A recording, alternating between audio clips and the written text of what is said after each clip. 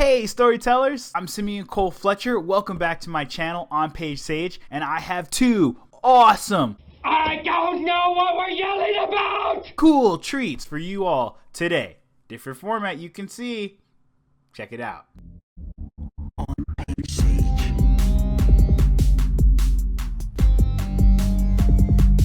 On Page Sage. Okay, treat number one. We're going to be doing a cool new video called Writers React, in which I am going to be reacting to an Assassin's Creed trailer, the one that just came out for Assassin's Creed Valhalla. And treat number two, come on in. I've got my wife joining me for this one. And our dog, apparently. I'm going to give my writer's perspective. I'm the author of Beasts Within Our Blood. And my wife... what do you do? I love you every day. 10 out of 10. Would marry again. Support you through your writing. But she's basically getting her certification to do like editing and proofreading. So we figured, hey, let's take those skills, apply it to some of the material. We're really huge gamer fans, as you know from any of our my past videos, and we're basically just going to review this trailer. And spoilers, we're going to kind of tell you why it doesn't work. Sorry, Ubisoft. All right, to the flick. They are heartless. Ooh, it looks good.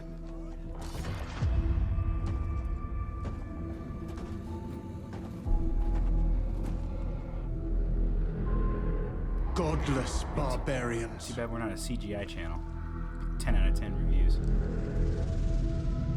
All I know is this music is fire. All right.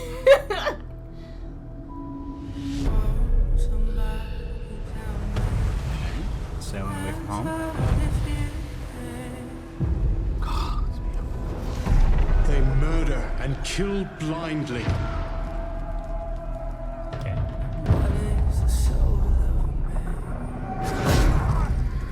They scar the lands of England. Lands they will never defend, never love. The time has come to speak to them in a language they will Haircut, though. understand. He must be on Coronication too.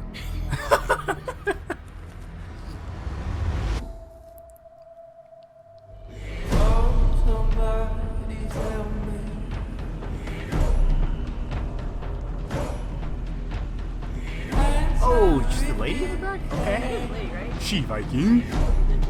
Hard though.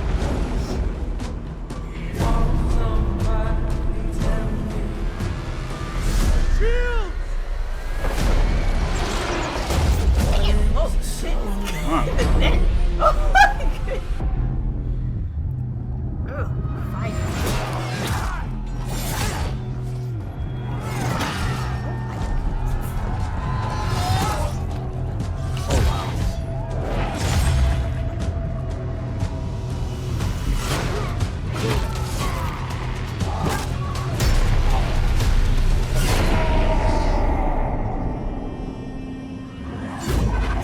Headshot. 10 points. This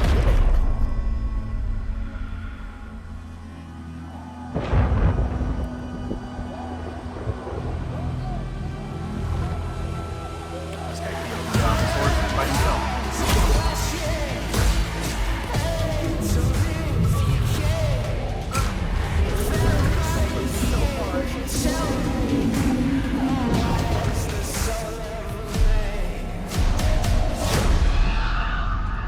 Odin is with us! Nice.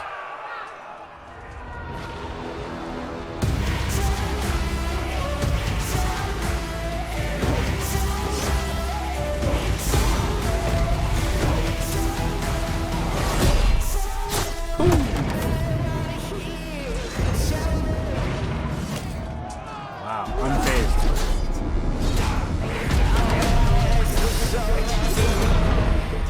That big guy needs a freeze.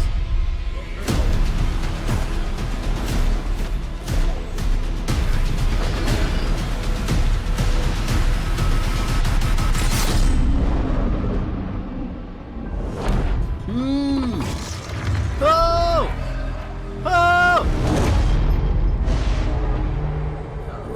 scared too. Okay. That's pretty cool. That was pretty cool. Okay. CGI, visually, do I want to play it? All that. Fantastic. But remember, see, this is a story, narrative channel. And so we talk about story here. And the story, unfortunately, is what's flawed. I boiled this down to kind of like two main issues. So the first issue is they present this protagonist versus antagonist in the trailer. If you go back here to the very beginning, we've got this dude set up, right? This guy right here in the middle, and he walks through the crowd. Godless barbarians. And in the background, we hear some unknown character, which we get introduced later to as the king, talking so much crap. Like, yeah, these guys are godless. Man, their braids suck. Like, what the heck? They're the worst music ever. And, yeah, so basically antagonist and protagonist. And if you don't believe me, let's go ahead and zoom in on that king real quick. I'm going to go out here. He's in the dark. That's how he's presented. I mean, just he has an evil face. Like look at the way they created his character. Look at those dark circles. And then most importantly, look at Bob Cut Bill here. Okay, he basically smirks at the prospect of war. So at a very basic level, protagonist, hey, identify with this guy. You know, he's got all these positive traits. Other dudes, yeah, no, they're wrong. They're in the bad lighting. They're the antagonist. They're in the bad lighting. The problem, and you can weigh in on this, is the actions seem a little bit reversed. So the antagonist is like obviously misunderstands the Vikings, but he's putting an edict into war saying, they're never going to love these lands. They're taking all of our stuff. We should go to war in order to defend ourselves. Well, defense would be probably the action of the good person because they are defending themselves, and the person who is offending, who is conquering, who is taking, is the Viking. He's conquering. Now relative to his people, that's fine, right? Like he's conquering, he's getting new lands for his people. But when you bring in the exposition from the king's perspective, he is the one who's being offended against. It's not his fault that some other person is coming in and taking his stuff, so he's not really the bad guy. Where this narrative falls apart for me is there's just no, for me to want to play a game, there has to be kind of a clear objective. And throughout this trailer, from beginning to end, by the time it ends, there's still no objective at the end of it. Regardless if you think the objective is good or bad, there's just none for the guy that you're supposed to be the main character of. Yeah, for the main character. Like if you were to ask yourself, right, what does the king want? The king wants to defend his land against raiders. What does the protagonist want? The one that we've been set up to follow for the majority of the trailer. Well, he kind of wants to take over more stuff, and then like here's where our real problem begins. If you want to take stuff, that means that you don't really you have need for it. Otherwise, you're greedy. In the very opening shot of the trailer, what does the main character start out with? This giant snow villa, and it's almost nicer than basically anything else we see. Okay, so he possesses. He and his people have. Yeah. Then, even though they have, they leave, right here. They leave to go somewhere else. And they show up to a pretty nice place. And I could even be like, okay, maybe they want to hunt here and get resources because it's winter in the other location. That's totally fine. But in this shot, England. It's a little bit before then. If you're they're talking about them burning it down. No. In this shot, they're setting up a new home. So they have their winter estate.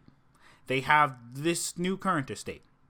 What do they do after they have all of their needs met? They sail out again, and that's when the battle begins. So if you already have, and you are the protagonist, why are you continuing to push? Why are you continuing to go other places? You know what I'm saying? The way it's set up at the beginning of the trailer is that you have this protagonist guy who's misunderstood by this janky looking king that's got a lot of like Slytherin vibes off in a corner. Sure. And like it's set up as in, this is the good guy, this is the bad guy, you want to be on this guy's side. But the trailer doesn't show you why the bad guy is the bad guy outside of you not liking his face. Right. That's a huge offense. And the good guy, you don't even really understand what his objective is or his motivations are or his philosophies are, besides, hey, I don't kill women and children, I just burn down their homes. Right, yeah, let's go back to that for a second, right? So the king, and this was probably the most striking, is where the king is like, they're barbarians who kill like whenever they can, right? Okay, and so what's supposed to be the demonstration of that is right here.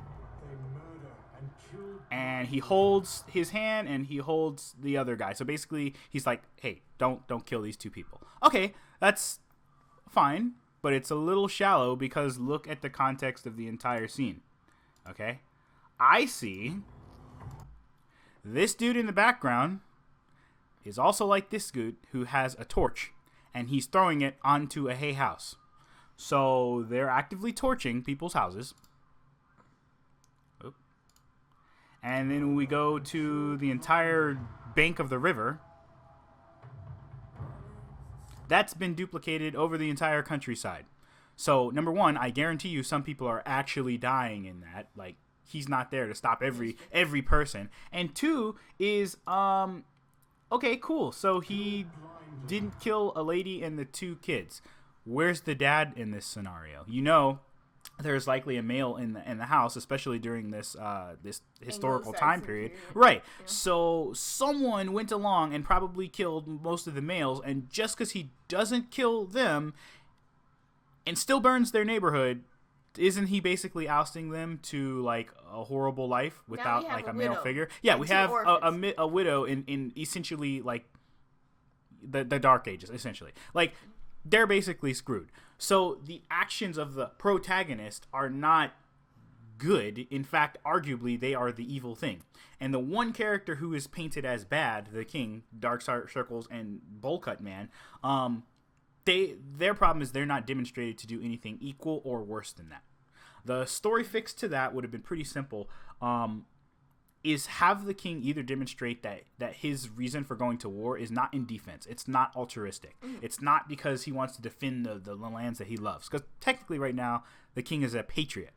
You probably want to give him something a little bit more dark and sinister. Like, how dare they take the land that I have? They will be threatening my power. I am thus willing to go to war. That's number one. Give him a more dark reason. And number two is...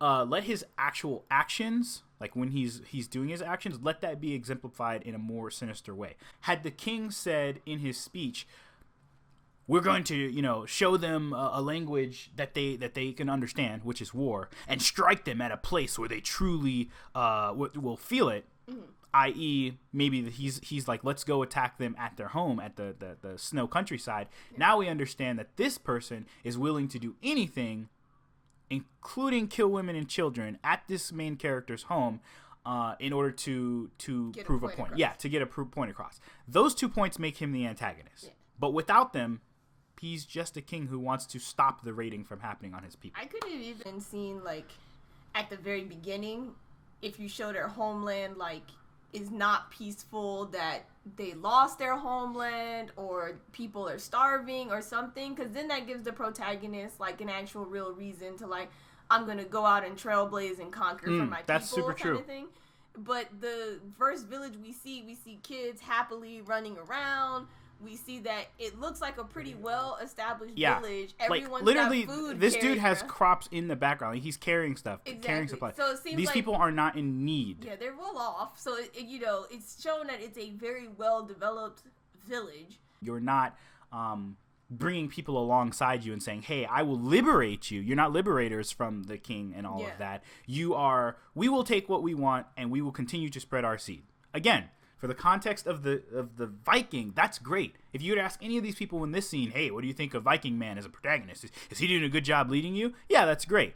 But the way the trailer is set up is the king is in the background talking all of this crap about the main character, and the actions that we see from are correct via the king's perspective. which thus makes the king right.